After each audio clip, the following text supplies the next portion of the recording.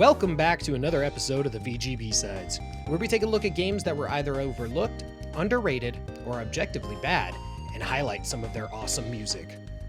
Just a reminder, I stream live here and on Twitch, so if you're interested in speedrunning, voice acting, and more, make sure to subscribe/follow.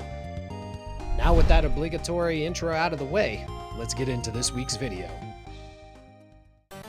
Continuing with our Spooky Games month today, we are covering Addams Family Values for the Super Nintendo Entertainment System and Sega Genesis. This game was released in 1995 in Europe and in North America.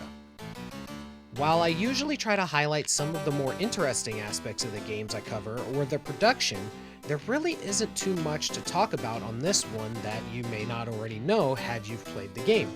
However, the game does play similarly to a Zelda game in that it has the overhead view and you go into dungeons, find items, and so forth. So with that being said, let's just get right into the meat and potatoes of this awesome soundtrack.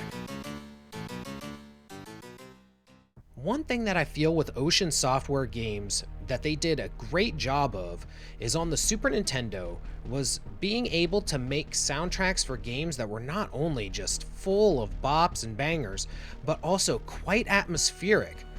And another prime example of this is in the Waterworld soundtrack, which was the first game that I had covered in this series.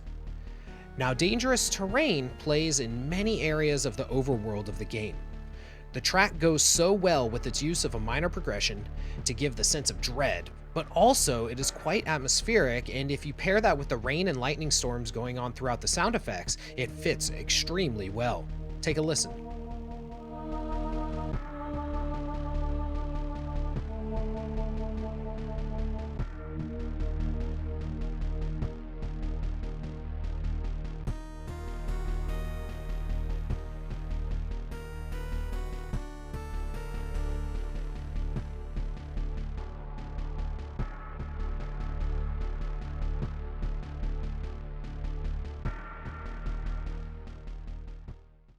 The dungeons in this game have a theme that does such a good job of not only of it being atmospheric, with its breakdowns and ear candy, which is similar to how Donkey Kong Country did it in its mine levels, but also with its background driving force that propels the motion of the track forward.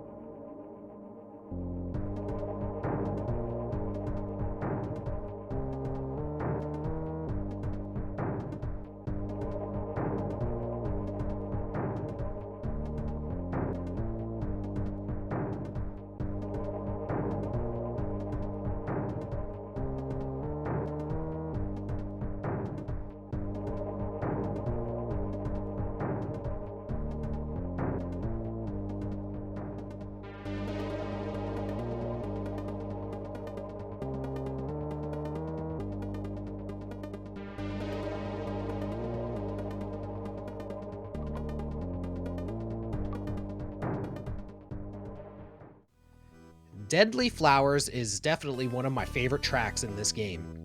This bass tone is insanely good for the NES. It is so full and vibrant. The track also comes in with a theremin-esque melody that almost fits in with a waltz feel, but because there's no percussion, it feels as though it's quite grounded, yet mysterious at the same time.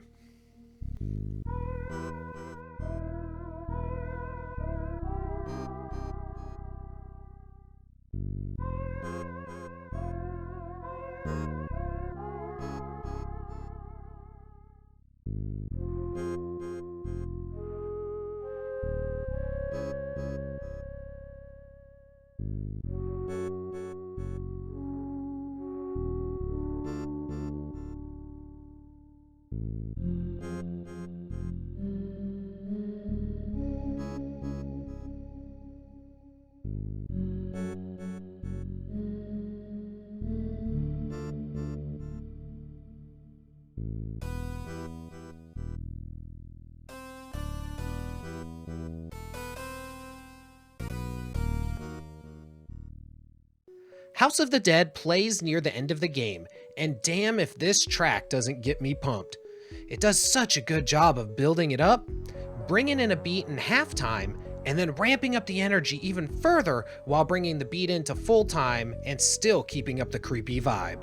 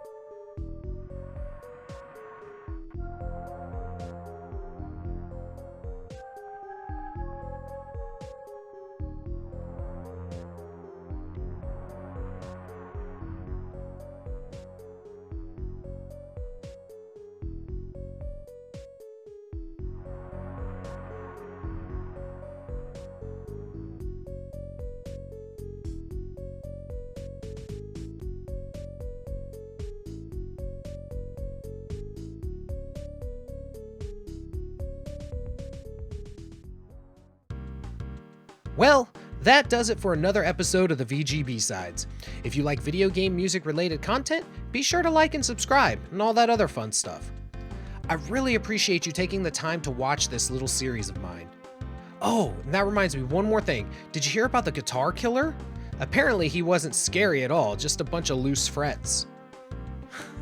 Oh man, they'll never end, as long as this series goes on. Oh boy. See you next time.